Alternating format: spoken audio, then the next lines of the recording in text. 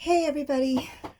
Well, so I just wanted to hop on really quick and talk a little bit about what's been going on for the summer. Um, I have so I've been focusing a lot on kind of my working on mindset, working on my health, and just kind of making sure that I have um taken time for myself because I know that towards the end of the last year, I really struggled with that. So I've been I'm just trying to show kind of the realistic life, more or less, of what I do. Um, and just, some time that I'm taking to step back from a lot of the hustle and bustle of my job as a teacher admin and just kind of take some time for myself and to reset, to reflect, and to maybe do some trainings and online. So, with that in mind, some things that I have been working on are focused on my uh something called PSYOP training with Sheltered English. I think what I'm gonna be doing in August on my YouTube channel is posting just little tidbits and information of all the different features for PSYOP training for teachers to work with multilingual learners. I just actually came back from our teaching summit. We had a big leadership summit last week at my district, and there were some great aha moments for me. And I specifically will be focused more on the role of coaching teachers, or even I may even have the opportunity to mentor new teachers. So something I want to personally focus my key takeaway is working on my mindset and my approach as I work with teachers, but also knowing that I'm in the right space and that I am prepped and ready to go and I do the work. Because if I don't do the work and I take initiative and I don't take initiative, I have no business directing another teacher to do the work and take initiative. So that's something I felt like was something very important, is that I have to know that I'm in the right mindset. I'm prepped. I do my homework. If I have any resources to bring to the table, I have them prepped ahead of time. Before every one of my sessions, I want to sit and prep ahead of time. And I want to make sure that, I've done my homework and any data, resources, or anything that I have prepped so that I could come to the table with the right support and guidance for my teacher. I don't think I think that was something I lacked last year, and that's something I don't want to do this year. I don't want to make that same mistake. So, providing so that's one thing, the prep work and doing the inner work myself of, like, my mindset and my prep work of being a coach and knowing what I'm doing.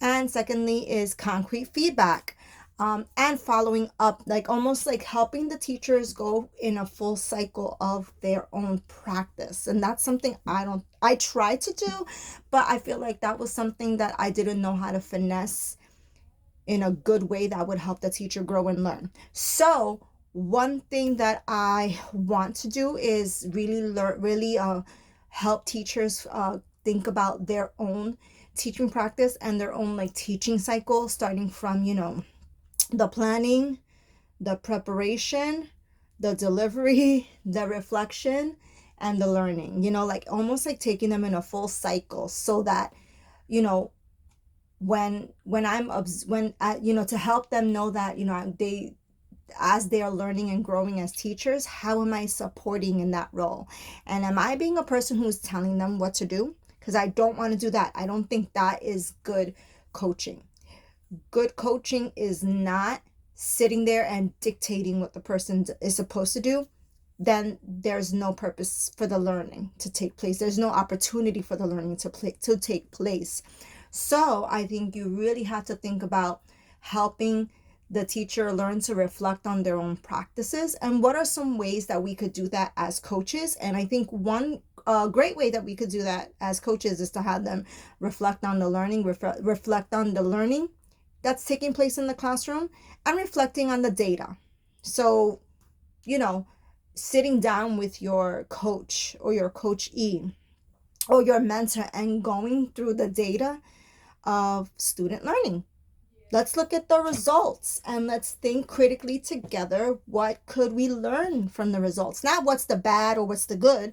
The whole opportunity is what are the learnings that we can take from this data, or from this lesson plan or lesson plan delivery or lesson cycle. And finally, I think one area that I think I really want to touch on is another way that teachers can kind of even help with their own growth and learning in the classroom, is that you could also record yourself teaching. You know, even, and if it's something where your school doesn't have the exact if your school doesn't have like a full system set up for that to happen, you could there's ways that you could just record yourself facilitating or delivering a lesson that would help, that as you look at that video again, it'll give you insight on, like, your pacing, your delivery, the words you use, the language you use, how you're explaining content to the student, how you're teaching it to the student, how you're responding with the teacher and the student talk. So there's different ways you could do that. Right now I'm recording this on my cell phone just because I don't really feel like getting my vlogging camera or doing it on my computer. So I was like, well, I want to do a quick recording of some of the lessons I learned during our Leadership Institute, and I want to talk about it with the world. And I'm just doing it a quick bit on my phone. So that's just, what I was able to take away. And here's what I absolutely love about my district. And this is something that I was really thinking about, like, why am I at my district, right? There are hundreds, there's thousands of schools, there's thousands of educational opportunities out there. And I will be the first to say, I am a person who's openly recruited by other districts and organizations to support them in their training, or to work for them, or to just, like I said, sometimes there are seasons in our lives, and I had to think critically about, like, why am I here? I've been at this district for 9 years. I keep coming back. Why do I keep coming back? And that's a reflective piece, because if I'm unhappy as a coach, or as a leader, or as a supportive person in my district, I'm not going to be of any use there. I shouldn't even be there if I'm unhappy and if I don't want to be there. So that's something I had to really think about myself. In during Leadership Institute, and I had to think, well, why am I at my school? I almost said the name, I can't. But why am I there? Why do I make the decision to sign my contract and come back? And it's because I truly believe that my district is trying their best to model the learning. I feel like every time I attend a meeting, we're really so focused and grounded on the student's data. I feel like it's always, for me, it's always being able to go back to the student and to really brainstorm and work as a team. TEAM.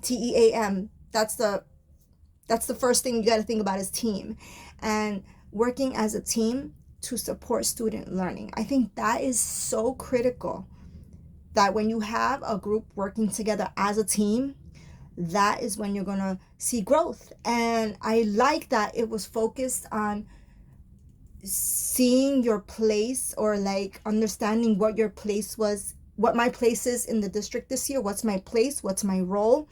How am I going to support student learning? How am I going to support teacher growth? And that's really what I want to learn and grow from this year. So I am so grateful for attending our Leadership Institute this July. I attended it last year, but I felt like I did not have the correct mindset to actually like take what I needed to from it. And this year again, this whole summer is like a big growing experience for me, because I'm making a decision to make really significant changes, because I believe that like there's so much opportunity for me to grow and for me to impact the lives of others. And that's what I want to do.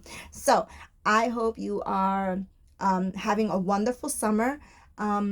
If you have opportunities to, you know, check out a few PDs, go on YouTube. There's some great teachers already thinking about talking about class management protocols and routines. There's some teachers already talking about teacher decor and how they want to create a beautiful and flowing system in the classroom and like a nice, ambiance of learning. And just to, start thinking about those little things that you could do now before the hustle and bustle of the school year begins, so that you can support um, you're prepared, and that also so you can support your students and you have all of those nice things, wonderful items in place. So have a wonderful remainder of the summer, and I will catch you next time in the next vlog. Bye.